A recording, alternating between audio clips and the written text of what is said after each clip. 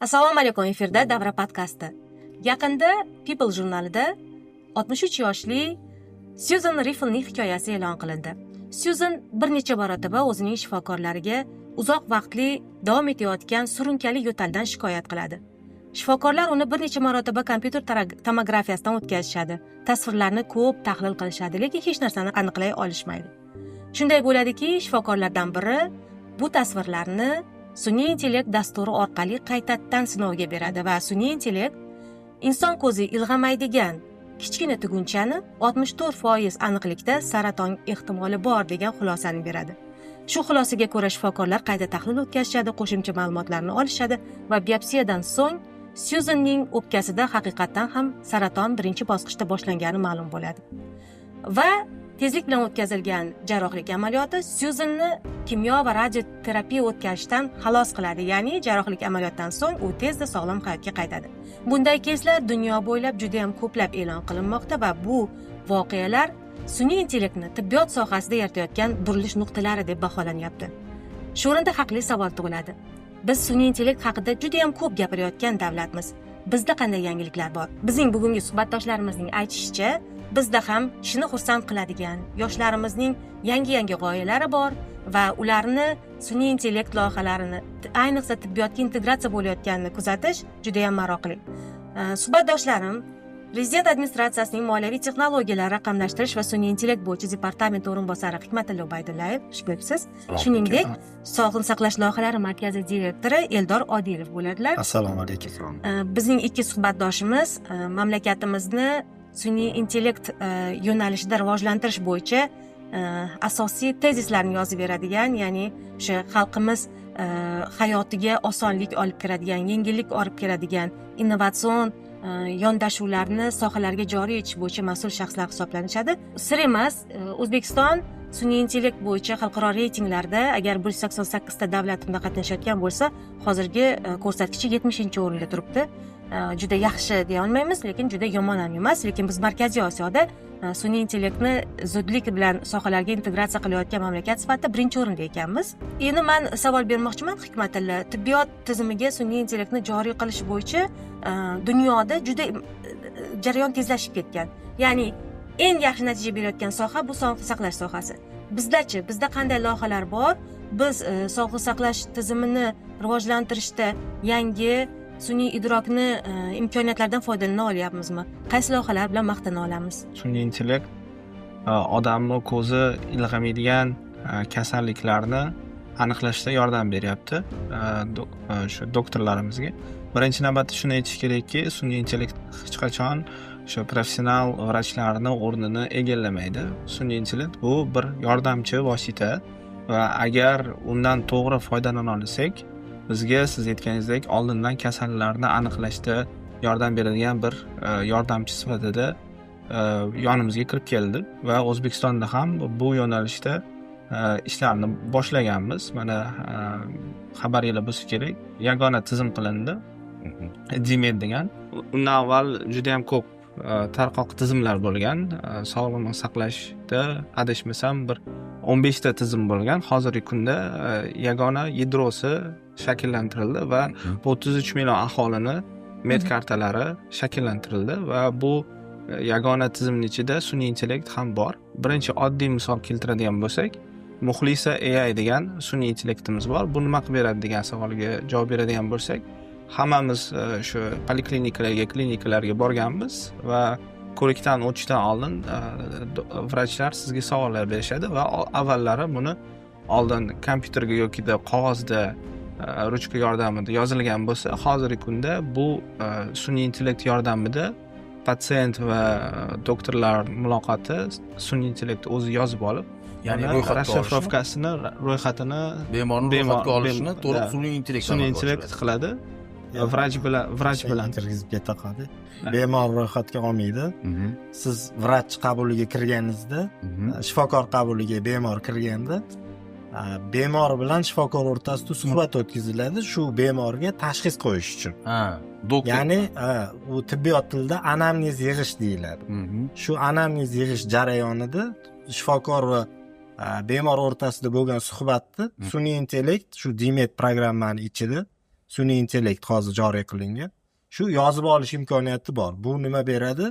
Shifokor bemor bilan gaplashilgan narsalarni yana elektron tizimga vaqt ketkazib pechat qilishi o'rniga sun'iy intellekt tomonidan yozib olib, shu tartibli ravishda har bitta savolga javob sifatida tushirib beradi. Har bitta klinikada ekranlar qo'yilyapti. Ekranlarda bemalol aholi qaysi doktorga qaysi vaqtda kirishini ko'rib turadi, tartibga solinmoqda.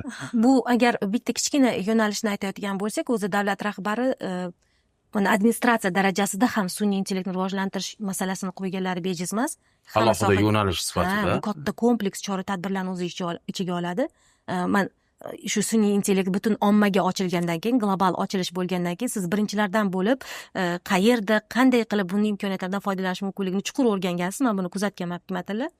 Va biz hozir bizda stereotiplar bor-da, sun'iy intellektda suratlar yasaymiz, qandaydir videolar ko'proq media sohasiga ko'ngilochar mavzularda ishlatyapmiz, shu yo'nalishlarda ishlatyapmiz.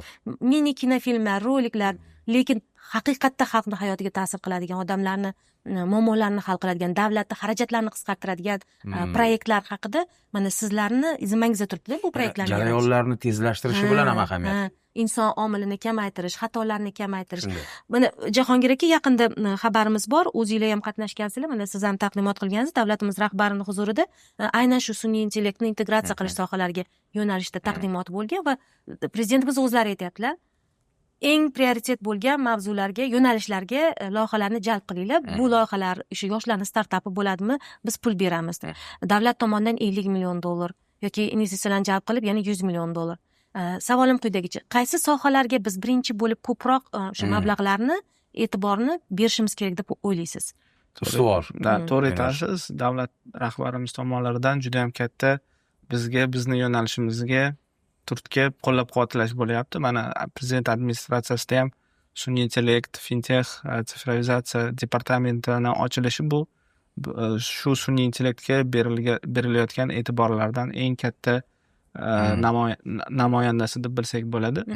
Oddiy bitta kichkina g'oya bilan kiradigan bo'lsak ham, muhtaram prezidentimizning yo'llariga kichkina g'oyamiz katta umummilliy hakatonlarga aylandi. Mana yaqinda Nukusda o'tkazdik.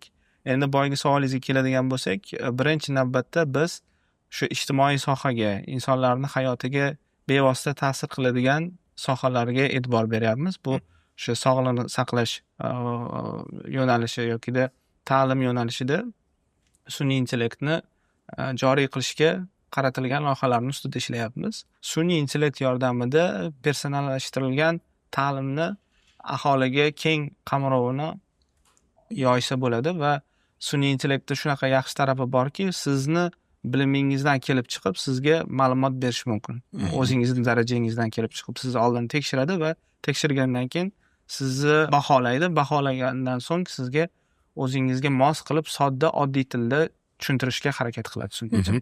Yaqinda o'sha hakaton bilan birga Nukusda bo'lib o'tgan salomatlik marafonida ham ishtirok etdik. Juda ham yaxshi tashabbus.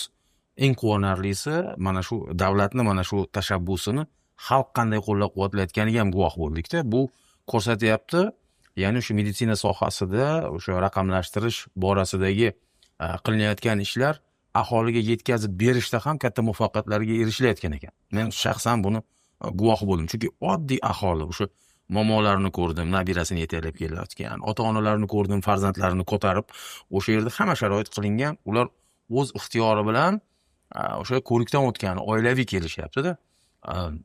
Endi savolim mana shu raqamlashtirish borasidagi o'zgarishlar bevosita o'sha aholi birinchi bo'lib o'zini shikoyatini aytadigan poliklinikalarda qanday aks etyapti bugungi kunda va aholi bundan qanday foydalanyapti? Jahongir aka, juda to'g'ri ta'kidlab o'tdingiz. Nukus shahrida mana 2-oktyabrdan 31-oktyabrgacha salomatlik marafoni o'tkazilishi e'lon qilindi. Bugungi kunda juda bir yuqori darajada o'tkazib borilyapti. 10-oktyabr holatiga taxminan 40 ming aholi tibbiy ko'rikka jalb qilindi Nukus shahrida. Nukus shahrida 12 ta oilaviy poliklinika mavjud. Shu 12 ta oilaviy poliklinikada aholi tibbiy ko'rikka chaqirilyapti. Juda aktiv, biz bunaqa aktivlikni kutmagandik. Shuni aytyapti. Bu o'rinda raqamlashtirishi rolini aytadigan bo'lsak, mana poliklinikalarda ish jarayoni raqamlashganini hisobiga salomatlik marafonini samarasi sezilishi boshladi. Qaysi ma'noda? Oilaviy shifokorga keldi, unga tashxis qo'yildi va keyingi tor soha mutaxassisiga yo'naltirilganda bizda ko'p holatda shu bemor yo'qolib qoladi. Ya'ni oilaviy shifokor yo'naltirishi mumkin, lekin u tor soha mutaxassisiga bormasligi mumkin. Ayrim holatlarda Shifokor va bemor o'rtasidagi uzilish, bog'liqlik yo'qolib qolgan. Ya'ni bu tibbiyot tilida bemorlarni klinik marshrut deb aytiladi. Shu klinik marshrut yo'lga qo'yilmagan edi. Raqamlashtirish natijasida o'zini mevasini ko'rsatishni boshladi. Tizimda bu ko'rinib turadi-da. Tizimda ko'rinadi. U shifokorgacha yetib bormagan.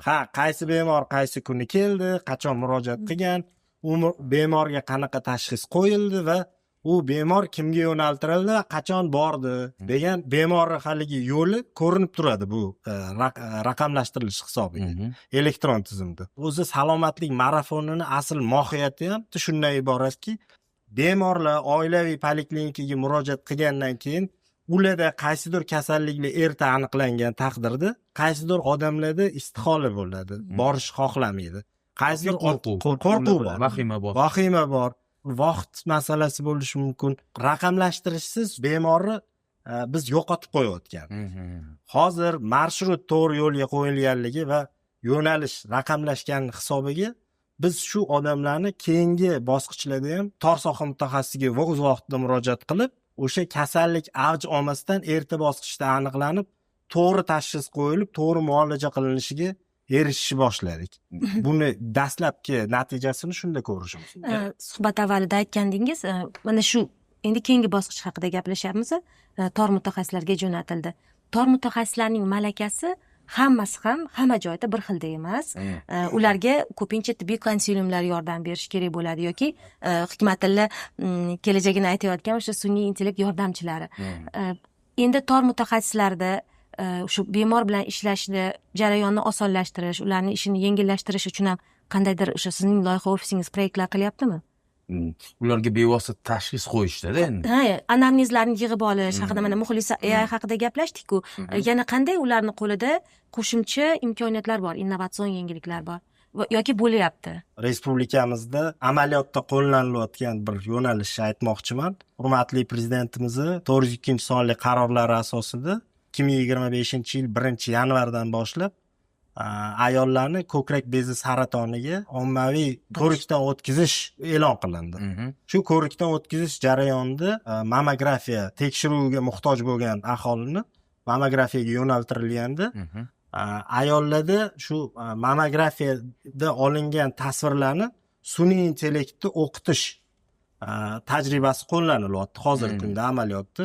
Buni natijasida shifokor ko'zi bilan umuman mutaxassis aniqlay olmaydigan eng birinchi bosqichlarni aytyapsiz. Eng birinchi bosqichlar odam ko'zi bilan ko'rib bo'lmaydigan, ilg'a bo'lmaydigan haligi o'sma paydo bo'layotgan joylar, tugunlar paydo bo'layotgan joylarni sun'iy intellekt juda yuqori 90-95% aniqlikda belgilab beradi. Hattoki buni o'sha kasallikni erta aniqlash emas, bu ertadan ham ko'ra ertaroq oldini olish desak ham bo'ladi. Buning uchun markaz ochilganmi? Qayerga kelib tushadi o'sha axborot? Ruxsat bersanglar, bu bo'yicha ma'lumot bersam, o'zi sun'iy intellektda programmasida yaratishda asosiy tamoyillardan biri bu data hisoblanadi. Ma'lumotlar shakllantirishimiz kerak va hozirgi kunda ma'lumotlar bazasi va hozirgi kunda mana Eldor akam aytganlaridagi mammografiya bo'yicha 100 mingdan oshiq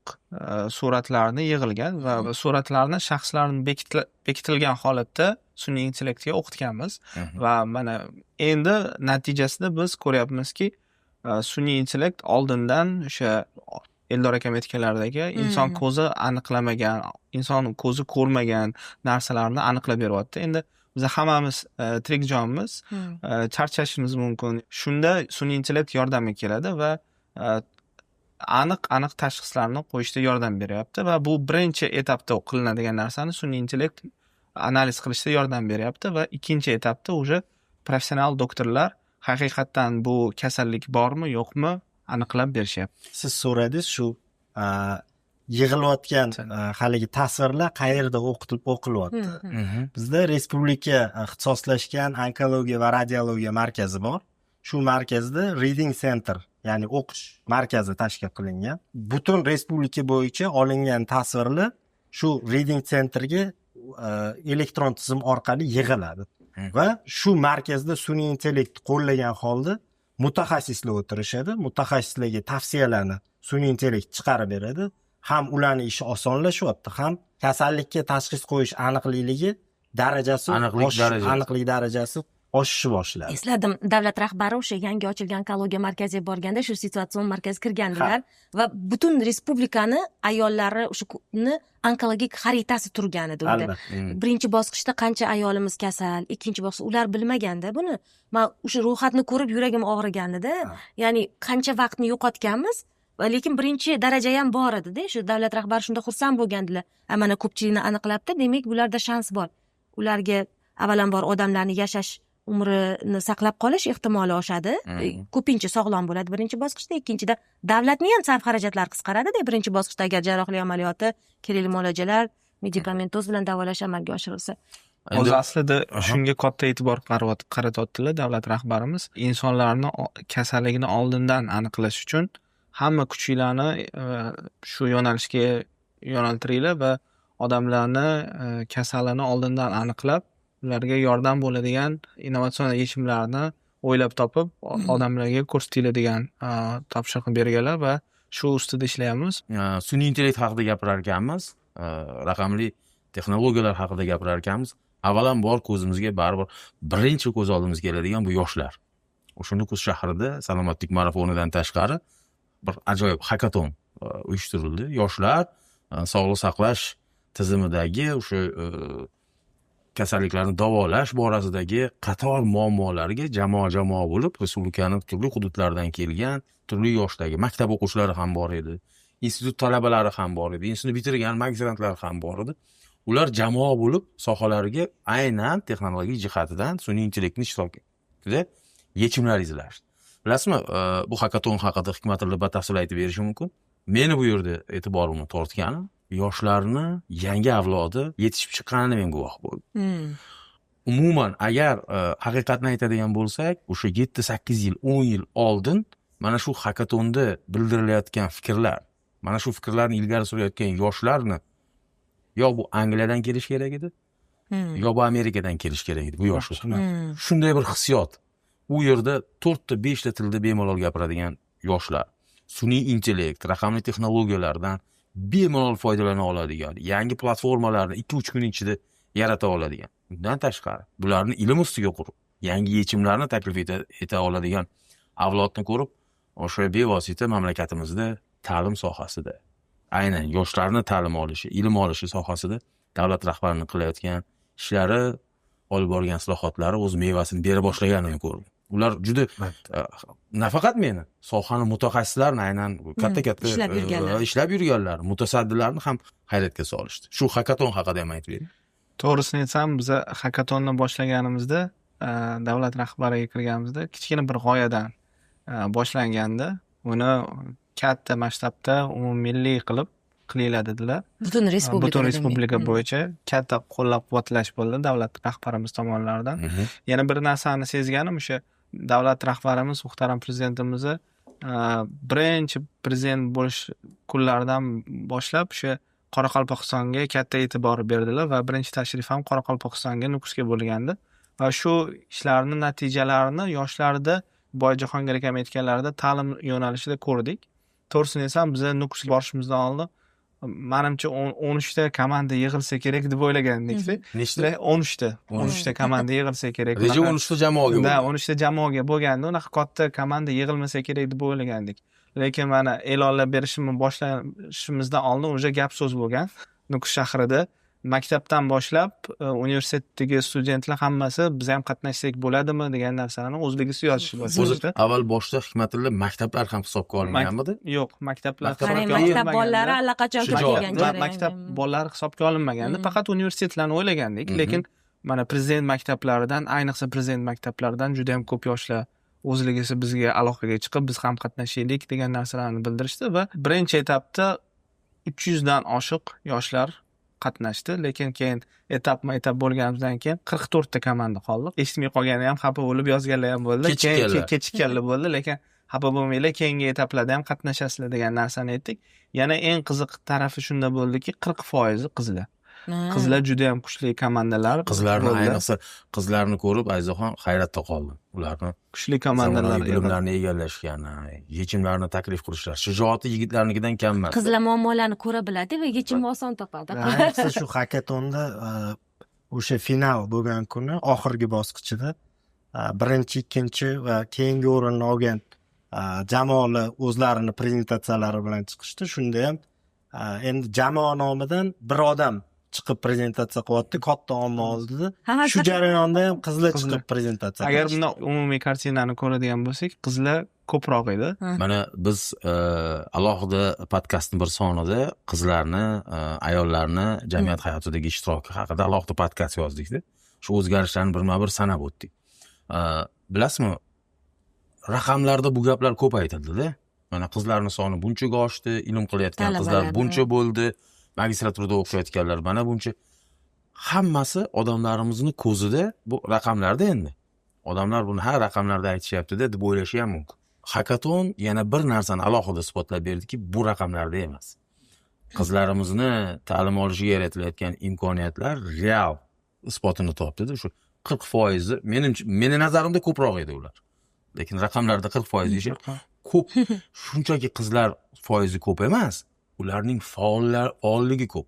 Agar aytish mumkin bo'lsa, ularning umumiy ishtiroki son jihatdan 40% atrofida bo'lsa, lekin hakatondagi faolligi aniq 60% dan katta edi. Bitta loyiha haqida gapirib beraman. Marhamat.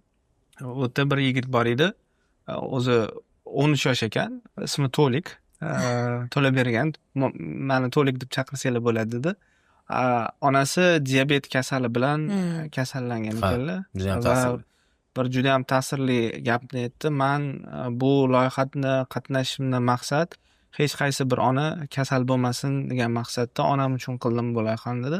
Diabet kasalligida glyukometr degan narsa bor ekan. Qondagi sahrni darajasini o'lchab berar ekan va har kuni shu diabet bilan kasallangan insonlar qog'ozda o'zini yozib yurar ekan va afsuski bu qog'ozlar yo'qolanadi va doktorlarga aytdiki, onam ko'pincha eslardan chiqadi va yozmaydilar. Yozmasdilar, chunki bu ko'p vaqt oladi va bu qog'ozlar doktorlarga yetib bormasdi va diabet bilan kasallangan insonlar vaqtida o'zini muolajasini ham olmaydi.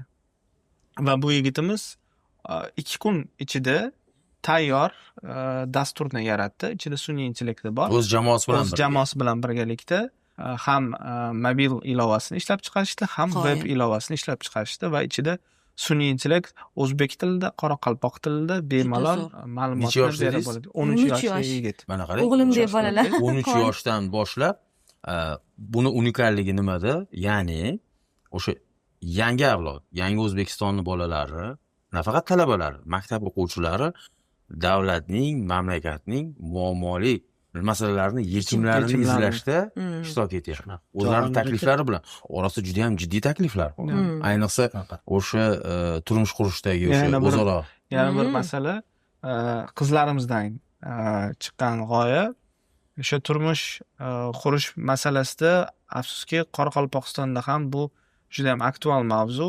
Qarindoshlar orasidagi nikohlar va bilamizki o'sha tug'ilayotgan nogiron bola. Qarindoshlar orasida nikohlardan so'ng ko'p farzandlar nogiron bo'lib tug'ilmoqda va yosh qizlarimiz shunaqa yechimni taklif qilishdiki, sun'iy intellekt yordamida nikohdan avval bilamiz, o'sha qon topshiramiz, rezultatlarni sun'iy intellekt yordamida analiz qilishadi va sun'iy intellekt bir-biriga moslik keladimi, kelmaydimi, qanaqa kasalliklar, patologiyalar bo'lishi mumkinligini oldindan ya'ni bu nikohdan natijasini ko'rsatadi. Prognoz tug'iladigan beradi. bolalarni ehtimoliy uchrashi mumkin bo'lgan yoki tug'ma yoki keyin Kasalliklari, uchrashi mumkin bo'lgan kasalliklarni prognoz qiladi. patologiyalarni prognoz qilib beradi va bu juda ham katta yaxshi yechimlardan biri bo'ldi.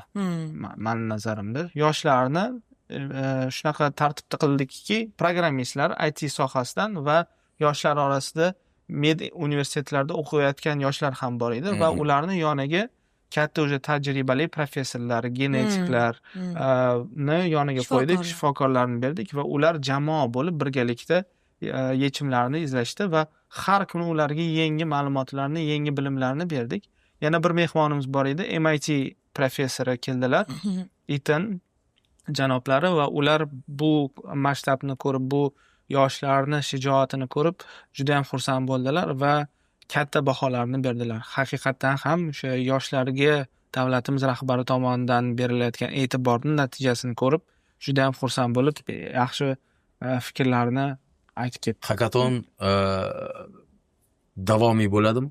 Yil davomi? Ha, albatta, shu davlat rahbarimiz yonlariga kirganimizda bu nukusda to'xtab qolmasin degan narsani aytdilar va keyingi bosqichimiz Samarqandda bo'ladi va 2026-yilni dekabr oyida yakuniy Toshkentda bo'ladi va yo'nalishlarimiz ham kengaymoqda. Har xilmi yo faqat meditsina yo'nalishi bo'yicha? Yo'nalishlarimiz ham kengaymoqda, nafaqat sog'liqni saqlash, balki o'sha ta'lim yo'nalishida va davlat boshqaruvi yo'nalishida fintech, bank sohasidagi yechimlarni, muammolarni ham yechadigan bo'ldik. Asosiy g'oya nima bo'lyapti? Oldin hakatonlar bo'lardi, ko'p bo'lardi, lekin haqiqiy muammolar yechilmasdi. Hozir mana davlat sifatida va xususiy sektor o'rtasida shunaqa yaxshi yechimga keldikki, davlat rahbarimiz ham qo'llab-quvvatladilar bu g'oyani. Haqiqiy muammolarni yoshlarning o'rtasiga tashlashimiz kerak va ular bizga yechimni berish kerak va eng zo'r yechimlarni davlatimiz rahbari tomonidan ham aytdilar. Venture fondlarimiz grantlar berib, qo'llab-quvvatlab oxirigacha yetkazinglar degan narsani qo'ydilar. Bu yoshlarning mavjud muammolariga, jamiyatda kechayotgan, davlatda kechayotgan jarayonlarga bevosita daxldorligini ham shakllantiradi. Mana Hikmatilla aytgan va g'olib bo'lgan loyihalarni siz ham kuzatgansiz. Endi asosiy masala turibdi. Buni targ'iboti bilan kim shug'ullanadi? Bemor qayerga boradi? Shifokorning oldiga yoki shifokor bu loyihalarni o'zini faoliyatida ishlata bilishi kerak. Shifokorlarimizning yosh kategoriyasi, bilim, malaka, funksional savodxonlik deydi-ku, shu mana shu yangi innovatsion ishlanmalar bilan ishlay olish malakasini oshirish masalasi ham turibdi. Sizni loyihalar markazingiz mana shu yangi innovatsion ishlanmalarga shifokorlarimiz tayyorligini qanday qilib rivojlantirishi mumkin? Shunaqa masala qo'yilganmi oldingizda? Albatta, tibbiyot tizimini bir o'zagi sifatida tibbiyotni birlamchi tizimi ko'riladi. Davlatimiz rahbari tomonidan tibbiyotni birlamchi tizimi haqida juda ko'p kuyunchaklik bilan, xavotir bilan har doim so'raladi. Shu yili 7-may kuni tibbiyot yo'nalishi bo'yicha katta video selektor davlat rahbari tomonidan tashkil qilingan. Katta topshiriqlar berilganda, ayniqsa tibbiyotni raqamlashtirish va tibbiyotni birlamchi tizimini takomillashtirish bo'yicha davlat rahbarining tashabbuslari bilan 4 ta qonunchilik hujjatlari qabul qilindi. Respublika bo'yicha hozirgi kunda 15 ta tuman pilot sifatida olingan. Barcha viloyatlardan bittadan tuman tanlab olingan. Toshkent shahar hali bu pilot hududga kiritilmadi, sababi Toshkent shaharda tibbiyot tizimini strukturasi viloyatlarnikidan sal farq qiladi. 13 ta hududda bittadan va Samarqand viloyatida 3 ta. Ya'ni jami 15 ta tuman shahar tanlab olindi. Tibbiyotni birlamchi tizimini yangi modeli joriy qilinishi boshladi. 1-iyuldan rasmiy kuchga kirdi bu pilot loyihasi. Birinchi qilingan narsa oilaviy shifokor bilan unga biriktirilgan aholi o'rtasida shartnoma imzolanishi joriy qilindi. Hozirgi kunga kelib shu 15 ta hududda 95%, 96% aholi bilan oilaviy shifokor o'rtasida shartnoma imzolandi. Shartnoma nimaga kerak? Mana barchamiz oilaviy poliklinikalarga murojaat qilganmiz. Hududlarda aholi o'zini qaysi oilaviy poliklinikaga yoki oilaviy shifokorga biriktirilganidan xabardor emas. Shartnomani tuzilishidan maqsad bu kechirasiz, odamlarimizni xatosi bo'lganmi yo tizimnimi? bu albatta tizimni xatosi bo'lgan. Sababi odamlarni biz poliklinikaga chaqira olmasligimiz bu bizni aybimiz. Odamlarni aybi deyishimiz noto'g'ri bo'ladi. Chunki odamlar qachon sog'liqni saqlashga murojaat qiladi, qachonki qaysidir joyi og'risa yoki siz aytgandek ishonch paydo. Kasallik belgi bergandan keyin. Albatta. Shartnomaga qaytadigan bo'lsak, oilaviy shifokor bilan aholini o'rtasida tuziladigan shartnomada ikkita tomonga majburiyat yuklanyapti. Shifokor o'sha o'z vaqtida murojaat qilganda o'sha davlat tomonidan kafolatlangan xizmatlar paketi bor. Shu paket doirasida bunga malakali tibbiy xizmat ko'rsatish kerak. Shu malakali tibbiy xizmatni sifatli ko'rsatish kerak. Kafolatlangan paketga kiritilgan dorilar ro'yxati bor. Shu dorilarni bepul ta'minotini qilib berish kerak. Aholini ham shu joyda, shu o'rinda vazifalari belgilangan. O'z vaqtida tibbiy ko'rikka kelish, poliklinikaga chaqirilganda, unda qanaqadir kasallik alomatlari aniqlanganda, unga keyingi chuqurlashtirilgan ko'rikka uni yo'naltirish, shu ko'riklardan o'tish. Agar ko'riklar natijasida qandaydir kasallik aniqlansa, surunkali kasalliklar ayniqsa, aholi bemor sifatida ro'yxatga olinib, ular bilan doimiy ishlash yo'lga qo'yilgan hozir. Misol uchun, nafaqat O'zbekistonda, butun dunyoda eng ko'p tarqalgan kasalliklardan bittasi bu gipertoniya. Ya'ni yurak qon tomir kasalligi. Bu rivojlanib oqibatlari hattoki o'lim bilan tugash holatlariga olib keladi. Shuning uchun aholiga surunkali kasallik gipertoniya tashxisi qo'yildi. Bunga dori vositasi tavsiya qilindi. Shu dorini aytilgan vaqtda, aytilgan dozada ichib yurish majburiyati yuklatilyapti aholiga. Demak, shuni qabul qilib, shu bundan tashqari sog'lom turmush tarziga rioya qilish, ko'pchiligimiz eshitganmiz, o'sha 10 ming qadam yurish, kechki soat 6 dan keyin og'ir ovqatlarni iste'mol qilmaslik, shu kabi tavsiyalar beriladi shu jarayonda va shartnoma imzolanadi. Shartnoma shartlari buzilgan taqdirda aholiga davlat tomonidan kafolatlangan xizmatlar to'xtatiladi. Ya'ni qanaqa ma'noda? Biz kafolatlangan paket shunaqa ishlab chiqilganki, birlamchi qatordagi dorilar kiritilgan. Ya'ni gipertoniya tashxisi qo'yildi. Agar shu kafolatlangan paketga kiritilgan dorini aytilgan dozada, aytilgan vaqtda ichib iste'mol qilib yurilsa, bu odamda ko'rsatkichlar stabil bo'ladi va unda kasallik rivojlanmaydi. Bunga amal qilinmasa, bu odamda kasallik rivojlanishni boshlaydi va u keyingi qator dorilarni iste'mol qilishga majbur bo'ladi. Demak, shartnoma shartlarini eng mohiyatli joyi shundaki, keyingi kasallikka o'tkazilishiga haligi bemor o'zini aybi bilan, ya'ni butun dunyoda odam o'zini sog'ligiga o'zi javobgar degan tushuncha bor. Biz ham shu tushunchani kiritish jarayonini boshladik. Shu o'rinda keyingi masala bor. Agar biriktirilgan shifokor yoqmasachi, qoniqmasachi u aholi. Demak, loyihada imkoniyat berilgan, erkin tanlash huquqi bor. Menga bir poliklinikadagi qaysidir shifokor yoqmasa, menda imkoniyat bor, murojaat qilib shifokorni almashtirishim mumkin. O'zim xohlagan shifokorni tanlash imkoniyati berilgan. Hozirgi kunda biz turkiyalik va Angliyadan mutaxassislarni jalb qilganmiz. Ular bilan birgalikda oilaviy shifokorlar va oilaviy shifokor yonida jamoasi bor. Buni tibbiyot brigadasi deb aytiladi. Ya'ni patronaj va amaliyotchi hamshiralar bor.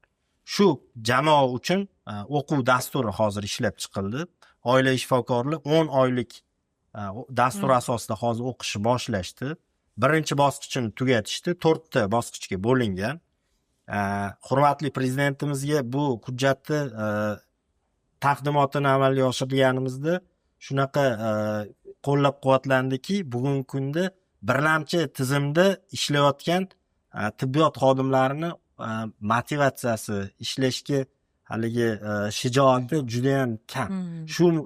Shuning uchun oilaviy poliklinikaga borib kuzatsangiz, oilaviy shifokorlarni aksariyat qismi katta yoshli, pensiya yoshiga yaqinlashgan shifokorlar.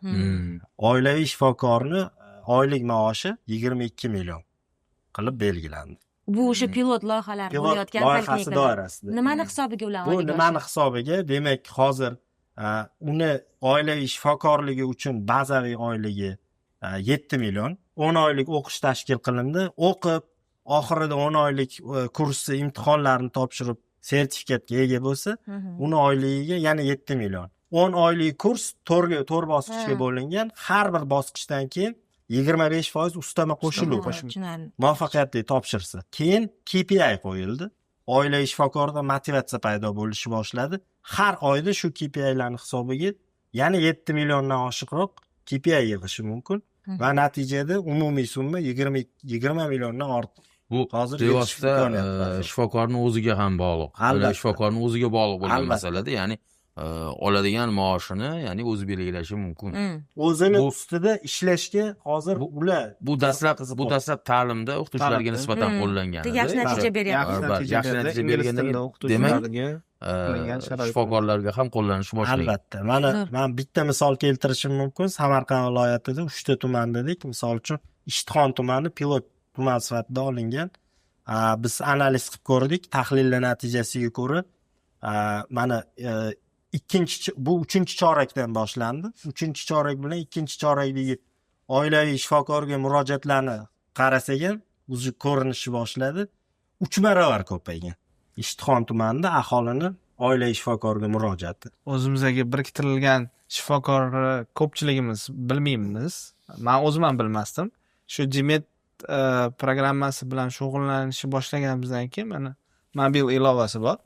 Mobil ilovada shaxsiy ma'lumotlarim va meni o'sha oilaviy shifokorim kimligini bilishim mumkin va unga yozilishim mumkin. Yozilishimdan tashqari bu yerda barcha ko'riklardan o'tgan ma'lumotlarim, uji bo'ladimi yoki qon topshirgan analizlarim bo'ladimi, hammasi saqlanib qoladi va shu yerda ham prezidentimiz aytganlaridagi aholiga qulaylik sifatida qilingan narsalardan biri Ilova hisoblanadi. bepul ishlaydi. Ilova bepul. Yaqinda men $39 o'zimni salomatligimni track qilib, ya'ni kuzatib boradigan ilova ko'chirib olganini menga alam qilyapti hozir. O'zimizda milliy dasturi bor. Bepul Men sizga ilovalarni xabarman. ishlash. Mana Yana bir narsa hozir agar ruxsat bersangiz, oldin nima bo'lardi? Xususiy klinikalarga borardik yoki davlat klinikalariga borardikda va har safar qon topshirishimiz kerak bo'lardi yokida UZIdan o'tadigan bo'lsak har safar o'tishimiz kerak bo'lardi.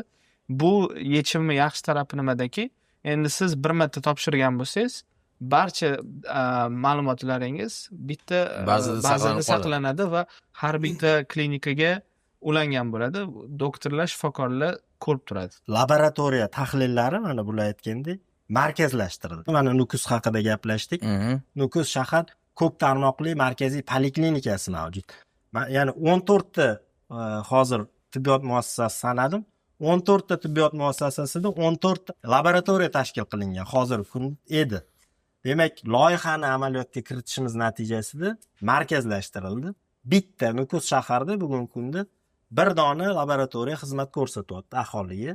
Har bitta oilaviy poliklinikada o'zini qon yig'adigan yoki tahlillarni yig'adigan punktlarini joriy qilindi. Qonni topshiradi, logistikasi yo'lga qo'yilgan, qonni to'plab hamshira markazlashgan laboratoriyaga beradi. Markazlashgan laboratoriya bugungi kunda eng zamonaviy avtomat jihozlar bilan ta'minlandi. Raqamlashtirildi jarayoni, tahlilli javobi. Mana Dimet dasturi orqali ham ko'rishingiz mumkin. O'zingizga ham keladi, siz biriktirilgan oilaviy shifokorga ham keladi. Bemalol uni onlayn olish imkoniyati mavjud. O'sha salomatlik marafonida yana bir mo'jizaviy narsaga guvoh bo'ldikda, hammani hayratga soldi va hamma quvondi. O'sha maxsus katta mashinani taqdim qilishdi. Bu bemorni o'sha joyiga borib operatsiya qilish imkoniyatini berar ekan. Mana shu haqida ham aytib bering. Koronar angiografiya o'tkaziladigan mashina haqida hozir aytasiz. Hozirgi kunda O'zbekistonda 3 ta mavjud bunaqa mashinadan va 4-si ham o'sha sotib olinish bosqichida. Hozir yo'lda kelyapti, yaqinda 4 ta bo'ladi. 10 kun ichida 190 ta bemor angiografiyadan tashxisidan o'tkazilgan. Demak, shuni 35 tasida stentlash amaliyoti amalga oshirilgan va 36tasida koronar shuntlash amaliyoti deydi. Shu amaliyot amalga oshirilgan. Mana shu mashinani o'zida mashinani angiografiya qilib bergan. mashina asosan hozir Asosiy nimaga xizmat qilyapti? diagnostika. Diagnostika uchun xizmat qilyapti. Sababi buni tibbiyot jihatidan talablari bor. uni ichida operatsiya qilish imkoniyati ham bor deyishdi. Albatta. Buni ichida Tezkor. tezkorlik bilan o'sha jarrohlik amaliyotini o'tkazish imkoniyati bor. Uni ichida jarrohlari, komanda, ya'ni jamoa ishlaydi. Demak, buning uchun talab bor. Ya'ni mashina joylashgan joyi yonida reanimatsiya bo'limi bo'lishi kerak. O'sha jarrohlik amaliyoti amalga oshirilganda xavfsizlik choralari ko'rilishi kerak. Shu talablarga javob berganda uni qilish mumkin albatta va amalga oshirilyapti. Buni dolzarbligi respublikani hamma tibbiyot muassasalarida angiografiya tekshiruv o'tkazish apparatlarini ta'minlash juda ham qimmat. Birdaniga qilish ilojisiz. Shuning uchun ham hozircha shu yechim. Bu mana xalqaro amaliyotda 1 million aholi uchun bitta angiografiya uskunasi to'g'ri keladi. Bugungi kunda angiograf uskunalari barcha viloyatlarimizda bor. Siz aytgandek, salomatlik marafoni doirasida shu mobil angiograf olib borilib, shu joyi o'zida bizda tashkil qilinyapti. Juda zo'r, juda ham yaxshi samara beryapti bu narsa. Bolalar salomatligi yo'nalishida qanday ishlar amalga oshirilyapti? Chunki o'sha marafonda biz alohida bolalar salomatligi bilan bog'liq, ularni bolalar onkologiyasi va turli kasalliklari bo'yicha qilingan ishlar bilan ham tanishtirishdi-da. Albatta. Masalan, eng muhim bo'lgan o'sha yangi innovatsion loyiha haqida ham o'qidik biz. AI retina. Ya'ni bu bolalarda uchraydigan retinopatiya ko'z kasalliklarini sun'iy intellekt yordamida oldini olib aniqlash va doktorga tashxis qo'yishda avvaldan yordam berish. Shular haqida axborot bersangiz. Yaxshi mavzuni ko'tardingiz. 80% tug'iladigan bolalarni agar oldindan o'sha tashxisini qo'yiladigan bo'lsa, erta tug'ilgan bolalarni ko'zdagi muammolarni aniqlash mumkin va shu sun'iy intellekt yordamida hozir maxsus uskunalar olib kelinmoqda O'zbekistonga. U maxsus uskunalarga sun'iy intellekt o'rnatilgan bo'ladi va sun'iy intellekt yordamida erta tug'ilgan bolalarni aniqlaymiz va agar bir haftani ichida to'g'ri muolaja qilinadigan bo'lsa, 80% bolalarni ko'zini o'sha ko'radigan qilib, ko'zda muammolari bo'lmaydigan qilib davolasa bo'ladigan bir yo'nalish bo'ldi. Bu mavzu men uchun juda nima deydi, sensitiv deydi, chunki onam 30 yillik ko'z jarrohilar va o'zimizni ham oilamizda ukamning farzandi erta tug'ildi muddatidan avval, o'sha 8 oyga yetib yetmasdan va onam juda ham xavotirda turdilar. Ya'ni bolada o'sha erta tug'ilgan bolada bilasiz terisida sariq bilirubin moddasi oshiq bo'ladi va vrachlar uni o'sha ma'lum bir lampa nurlarida saqlashadi. Shu lampa sariqni ketishiga yordam beradi deb. Lekin mana shu nur bolani hali rivojlanib to'liq ulgurmagan to'r pardasiga zarar yetkazishi mumkin deb doim onam bir umr shu erta tug'ilgan birorta qarindoshimizda, yaqinimizda bormi o'zlari telefon qilib, "Sandan iltimos, boshqa yo'lni tanla, lampaga qo'ydirma." Chunki o'zimga bolam ko'zi ko'rmayapti deb 5 oyda, 6 oyda, 3 oyda olib keladigan bemorlar ko'p deb shundan xavotirda bo'lardilar. Buni siz aytayotgan narsa, bilasiz, mamlakatda 50 ming, 60 ming chaqaloq erta tug'ilyapti hozirgi holatda. Ayniqsa koronavirusdan keyin ayollarda erta tug'ruq ko'p kuzatilyapti. Hali ham asoratlar bilan kurashyapmiz. Bu juda zo'r loyiha. Juda ham zo'r. Buni integratsiya qila olamizmi biz hamma yerda? Shu retinopatiyani oldini olish bo'yicha biz ko'ngil ko'zi deb nomlandi. Ko'ngil ko'zi sun'iy intellekti amaliyotga joriy qilinyapti. Bu ham shu Dimet dasturi bilan hamkorlikda tashkil qilingan. Mana shu sun'iy intellektni amaliyotga qo'llashimiz natijasida tug'iladigan bolani ko'zini rivojlanishida yoki boshqa muammolarini oldindan tashxis qo'yish imkoniyati paydo bo'lishi natijasida 80-90% holatda uni bir to'g'ri yo'lga solish va kelajakda ushbu bolalarni nogironligidan saqlab qolish imkoniyati yaratiladi. Biz har doim bola haqida, onasi haqida, uni salomatligi haqida o'ylaymiz. Albatta bu muhim, lekin bu davlatni qanchadan qancha xarajatlarni ham iqtisod qiladi. Biz to'laqonli fuqaroni yo'qotmaslik uchun oldindan agar pul tikadigan bo'lsak, kamroq pul tikamiz. Boya aytganimizdek 40 ming, 50 ming erta tug'ilgan bolani afsuski o'z vaqtida shu uskunalar bo'lmagani uchun, skrining bo'lmagani uchun 80% o'sha ko'zda muammo bilan duch keladigan bolalar bo'lgan. Hozirgi mana ko'ngil ko'zi AI loyihamizni yangi bosqichida shu sun'iy intellekt yordamida oldindan tug'ilgan bolalarni skriningini qiladigan bo'lsak, natijada 80% bolalarni shu ko'zdagi muammolarni, kasalliklarni hal qilsa bo'ladi. Shunga sun'iy intellekt yordam bermoqda. Bu 15 ming, 20 ming bolalarni hayotini saqlab qolib, ularga ko'zidagi bo'lishi mumkin bo'lgan muammolarni yechimini berayotgan bir loyihalardan biri bo'ldi. Juda ezgu ish. Aholida shakllangan o'sha to'g'ridan to'g'ri shifokorlarga murojaat qilish yoki o'zini o'zi davolashga o'tib ketish yoki mana eng ko'p o'rganganimiz aholi kirib falon kasallikka dori bering deb aptekada sotuvchiga murojaat qilishi. Buni ochiq aytishimiz kerak. Bu o'z-o'zidan aholida shakllanib qolmadi. Xalqda shakllanib qolmadi. Buni to'g'ridan to'g'ri aholini ayblashimiz ham noto'g'ridir. Chunki bu yillar davomida o'sha yana aytamiz, boya Azizaxon ta'kidlab o'tdilar, avvalambor qachon aholi poliklinikaga boradi? Qachon o'sha oilaviy shifokorini taniydi va unga murojaat qiladi?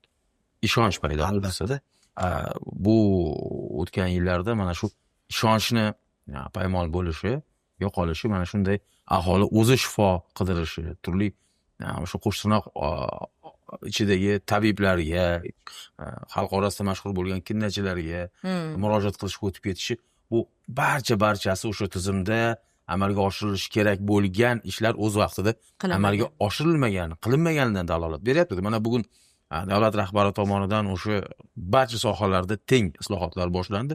Shu bilan birga tibbiyotda ham. Albatta bugun odamlarimiz o'zgarishlarni ko'ryapti-da. Shuning uchun shifokorni taniyapti. Bugun ana Nukusda aytganimizdek hayratga solgan nevarasini yetaklab ko'rikdan o'tkazishga olib kelyapti. Bu mana shu ishonchni tiklangandan darak beradi. Muammolar bor, odamlar ham ko'rib turishibdi. Bugun o'sha mana shu muammolarni yechishda odamlarning o'zi ham takliflar bilan, yoshlar bugun takliflar bilan qatnashayotgani bir narsani ko'rsatyapti-da.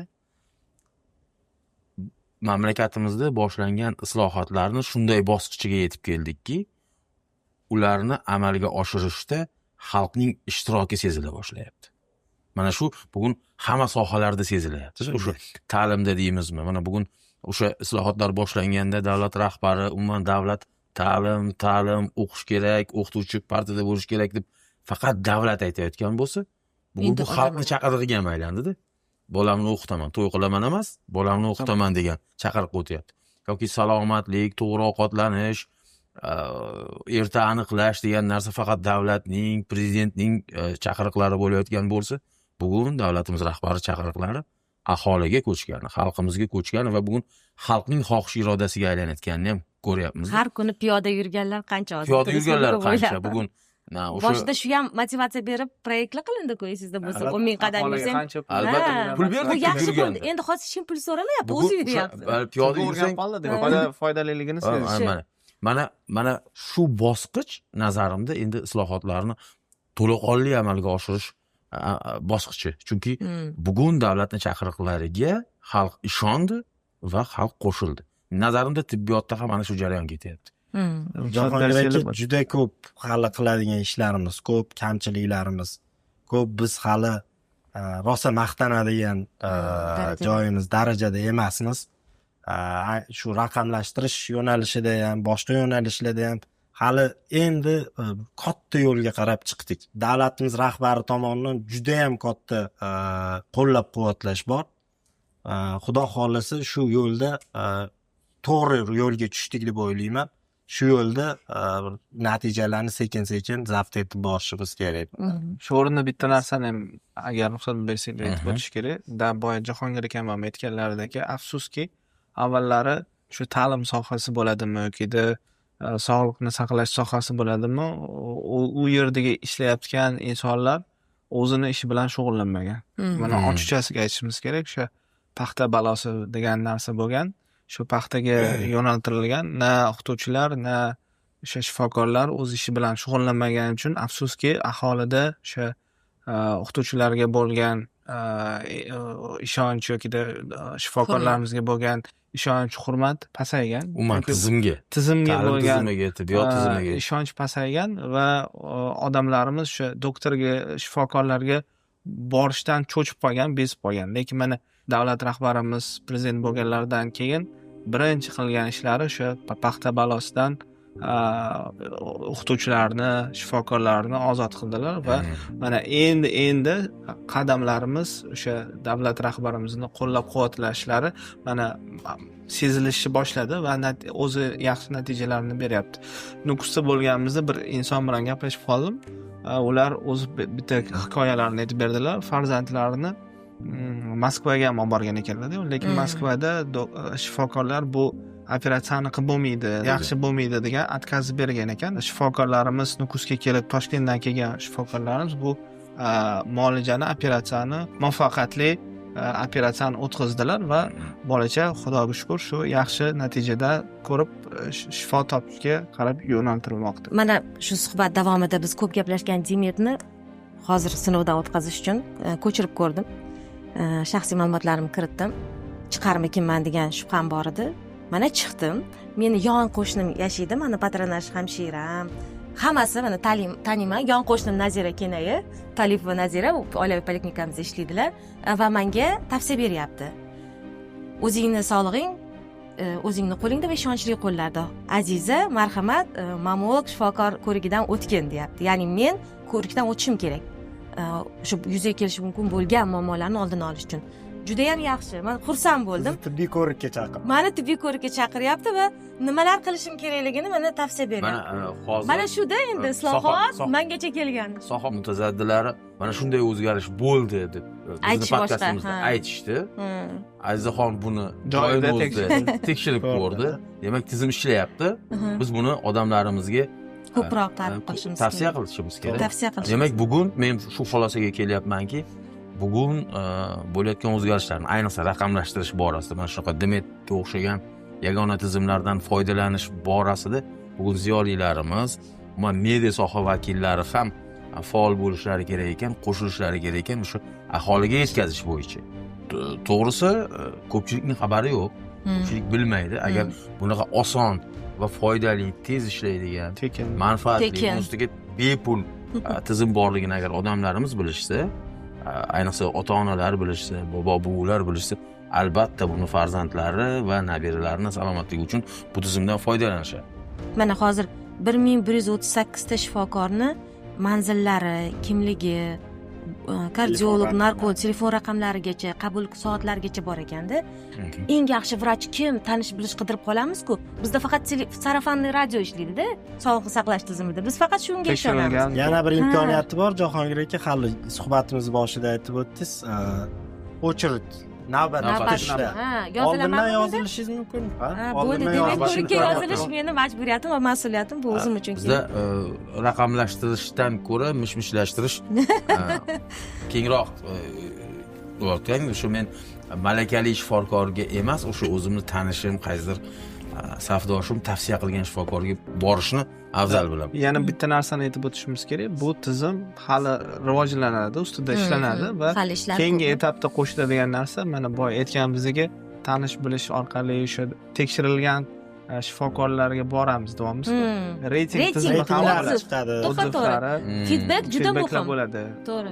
Bu ham qo'shiladi bu narsa. Qayta aloqa yo'lga qo'yiladi. Misol uchun kimdan kimni e'tirozlari bor. Menimcha mana shu islohotlarni qo'limizgacha yetib kelishida, o'zi islohotlar qachon islohot bo'ladi agar u xalqni hayotiga indamigina kelib, osongina o'rnashsa va xalq avval qanday bo'lganida, qanaqa qiyin payti bo'lganida buni esdan chiqarib, yangilikka tezda ko'nikib, yana yangilikni talab qilsa, sezmay ham qolishi kerak. O'zi shunday protsess ishlaydi-da. O'zi biz davra podkastda shu paytgacha gaplashgan barcha bo'layotgan o'zgarishlar, yangiliklar hammasi shunday kechyapti. Ya'ni odamlarning hayotida ular allaqachon o'rnashib ulguryapti. Odamlarimiz ko'nikyapti va yana yangi islohotlarni, o'zgarishlarni davlatidan, o'zidan, jamiyatidan kutyapti.